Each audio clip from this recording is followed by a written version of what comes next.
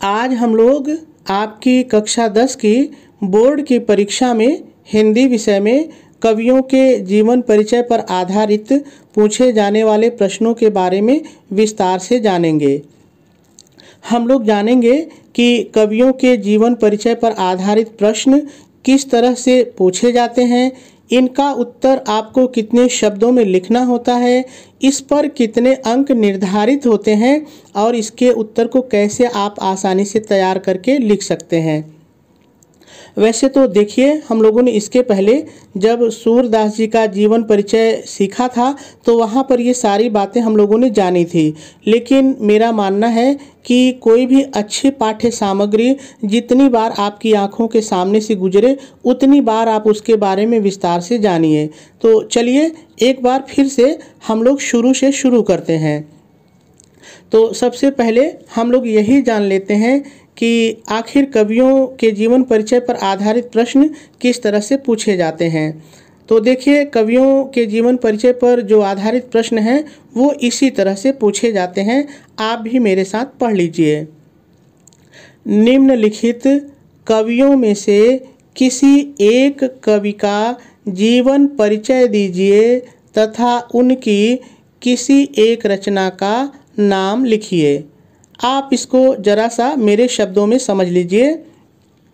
देखिए, ये प्रश्न कह रहा है कि आपके पेपर में 3 कवियों के नाम रहेंगे। 3 कवियों के नाम रहेंगे।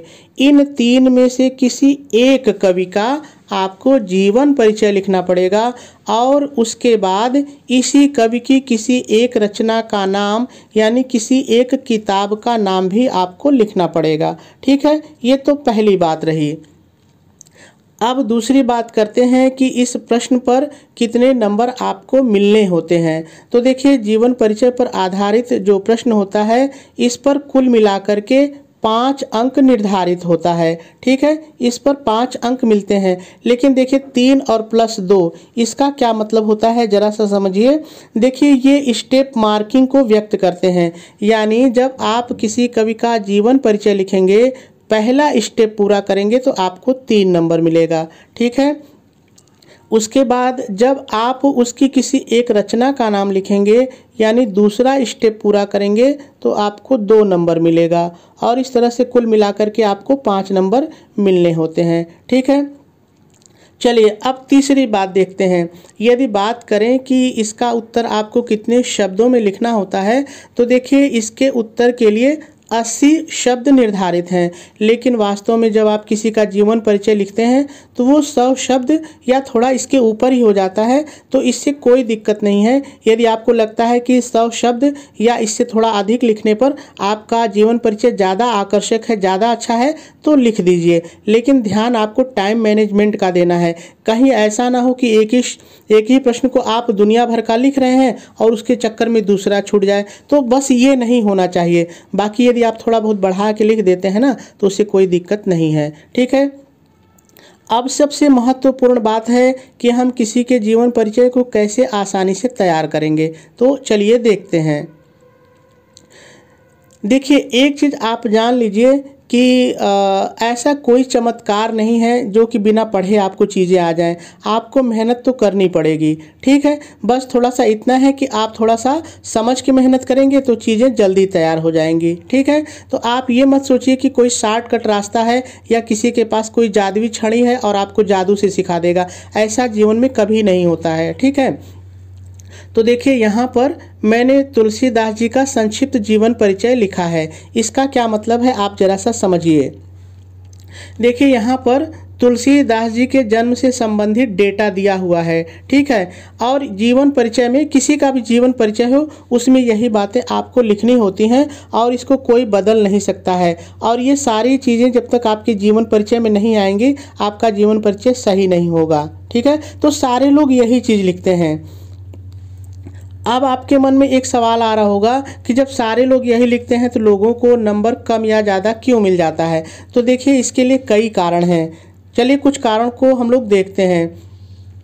पहली चीज़ कि आपका अक्षर कितना साफ है, कितना आप शुद्ध लिखते हैं, ये भी नंबर दिलाने में सहायक होता है। ठीक है, दूसरी बात, आपके लिखने का तरीका कैसे है। देखिए कुछ लोगों की कॉपी हम लोग देखते हैं ऐसे लिखते हैं, मान लीजिए यहाँ से शुरू किए यहाँ पे रोके पहली लाइन, आप दूसरी लाइन यहाँ से शुरू किए तो यहाँ रोके, तीसरी लाइन यहाँ कर दिए, तो ये देखने में आप देखिए खुद ही भद्दा लग रहा है। तो आप लिखते समय ध्यान दीजिए कि आप किसी लाइन को जहाँ से शुरू कर रहे हैं सारी लाइन को वहीं से शुरू करिए, वहीं पर समाप्त करिए, तो देखने में अच्छा लगेगा। ठीक है, तो ये भी एक चीज़ होती है। और अगली बात, आपके लिखने का तरीका कैसे है। आप इसको ऐसे समझिए, जैसे मान लीजिए कि मैं लिख रहा हूँ तुलसीदास जी का जन्म सन 1532 ईस्वी में हुआ था, मैंने ऐसे लिखा।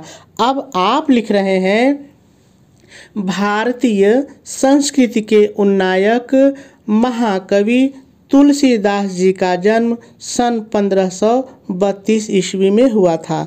अब आप ये देख रहे होंगे कि जो मैंने लिखा था उससे आप अच्छा लिख रहे हैं, आप साहित्यिक भाषा का प्रयोग कर रहे हैं, आप एक लच्छेदार भाषा का प्रयोग कर रहे हैं, तो जायज़ सी बात है आपको नंबर हमसे ज़्यादा मिलेगा।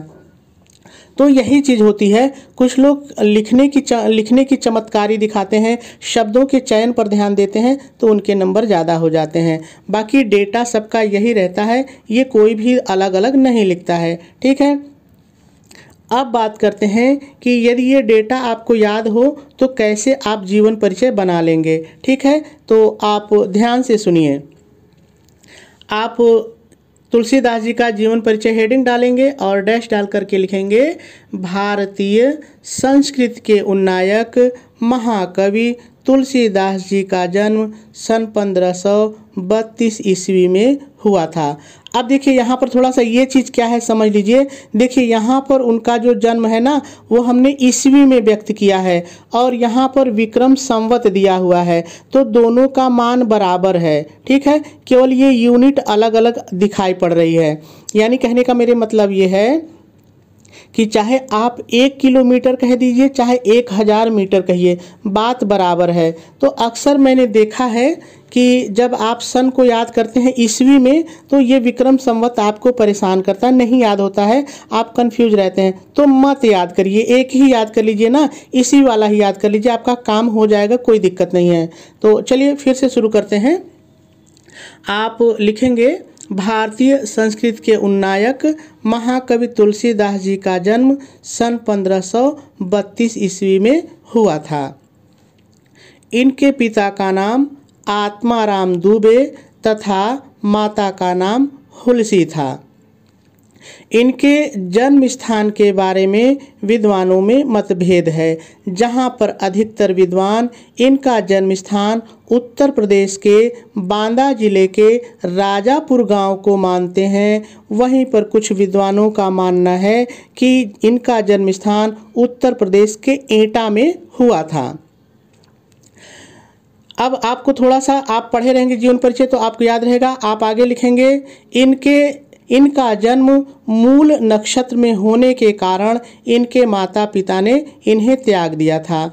इनका पालन पोषण बाबा नरहरिदास ने किया था और यही बाबा नरहरिदास ही इनके गुरु थे। कालांतर में युवा अवस्था में तुलसीदास जी का विवाह दीनबंधु पाठक की सुंदर और विदुषी पुत्री रत्नावली के साथ हुआ था। आगे आप लिखेंगे इन्हें रत्नावली के प्रति अत्यंत अनुराग था। एक बार रत्नावली के द्वारा मोह ममता की निंदा करने के कारण इनके मन में वैराग्य उत्पन्न हो गया और इन्होंने राम की भक्ति में अपने मन को लगा दिया। इनका ज़्यादा जीवन काशी, अयोध्या और चित्रकूट में ही बीता। सन 1623 ईस्वी, अब यहाँ पर देखिए विक्रम संवत है तो आप एक ही याद कर लीजिए। ठीक है, इनकी मृत्यु सन 1623 ईस्वी में हो गई। देखिए अब आपका जीवन परिचय पूरा हो गया, पहला स्टेप पूरा हुआ। अब दूसरा है रचनाएं। तो आप हेडिंग डालेंगे रचनाएं और कोष्ठक में लिखेंगे कृतियाँ। देखिए यहाँ पर मैंने 2 कृति ली है, ठीक है, लेकिन इसका मतलब नहीं है कि 2 ही लिखे हैं। इन्होंने रामचरितमानस, कवितावली, दोहावली, विनय पत्रिका कई रचनाएं की हैं, लेकिन हमको तो एक ही लिखना है, तो हमने तो यहाँ पर 2 लिखी है, तो आप भी 2 लिख सकते हैं। तो फिर से सुनिए, आप रचनाएं कोष्ठक में कृतियां हेडिंग डालेंगे, डैश डाल के लिखेंगे इनकी प्रमुख रचनाएं रामचरितमानस और कवितावली हैं, और आपका जीवन परिचय पूरा हो जाएगा। देखिए अब इन्हीं चीज़ों को मैंने नीचे लिखा है, कैसे लिखा है चलिए देखते हैं। देखिए सबसे पहले आप प्रश्नोत्तर नंबर बहुत ही साफ डालेंगे। आप एक चीज़ जान लीजिए, जब आप प्रश्नोत्तर नंबर साफ नहीं डालते हैं और पठनीय नहीं होता है तो कॉपी जांचने में बहुत दिक्कत होती है। तो आप प्रश्नोत्तर नंबर को बहुत ही साफ से डालेंगे, ठीक है।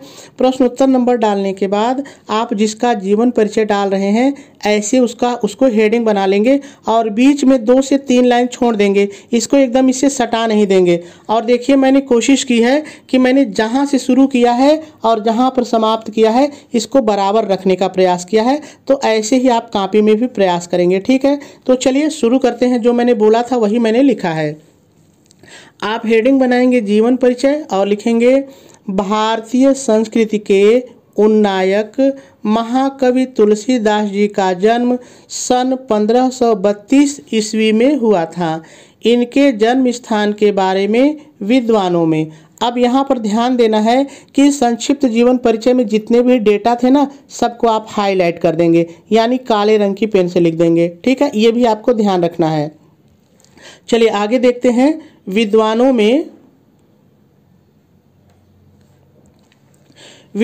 में मतभेद है, जहाँ अधिकतर विद्वान इनका जन्म स्थान उत्तर प्रदेश के बांदा जिले में स्थित राजापुर गांव को मानते हैं, तो वहीं पर कुछ विद्वानों का मानना है कि इनका जन्म एटा में हुआ था।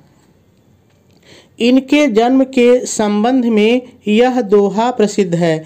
देखिए इस दोहे को आप जरूर याद कर लेंगे। यदि आप ये दोहा लिख देंगे तो आपके जीवन परिचय में 4 चांद लग जाएगा, ठीक है। तो कोशिश कीजिएगा कि ये दोहा याद हो जाए जो कि उनके जन्म के संबंध में है। देखिए 1552 बिसे कालिंदी के तीर, श्रावण शुक्ला सप्तमी तुलसी धरियो शरीर।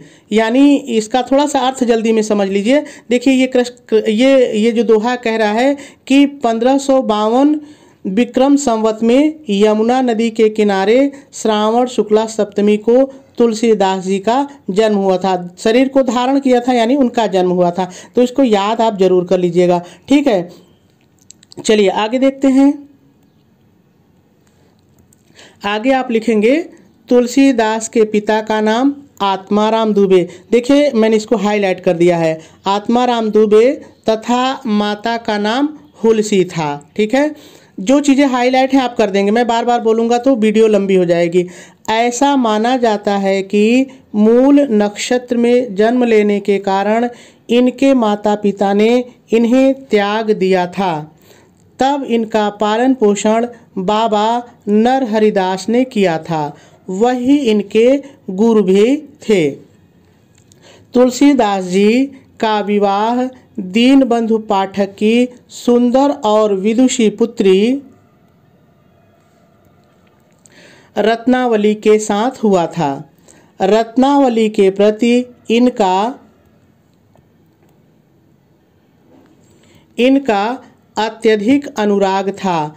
एक बार रत्नावली के द्वारा इनकी मोह ममता की निंदा करने के कारण इनके हृदय में वैराग्य उत्पन्न हो गया और इस प्रकार इन्होंने अपने मन को श्री राम की भक्ति में लगा दिया। तो देखिए जो मैंने चीज़ें बोली थी वही मैं यहाँ पर लिख रहा हूँ। चलिए आगे देखते हैं। आगे है लगा दिया। इन्होंने अपना अधिकांश जीवन काशी, अयोध्या तथा चित्रकूट में ही बिताया। इनकी मृत्यु सन 1623